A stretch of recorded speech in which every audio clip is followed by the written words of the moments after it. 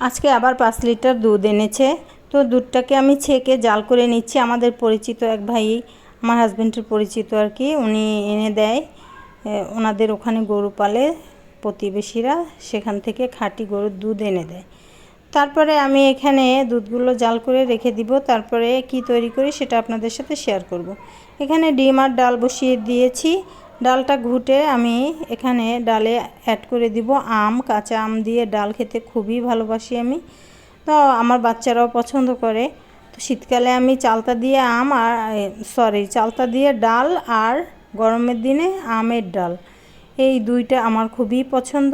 সবসময় প্রতিদিনই রাখার চেষ্টা করি। তো ডালটাকে আমি খুব ভালোভাবে ঘুটে আমগুলোকে দিয়ে বাগারটা দিয়ে নিব আমটা সিদ্ধ হয়ে গেলে। এদিকে দেশি মুরগি রান্না করব, কিভাবে রান্না করব আপনাদের সাথে শেয়ার করব। সবাই ভালো থাকবেন। আল্লাহ হাফেজ।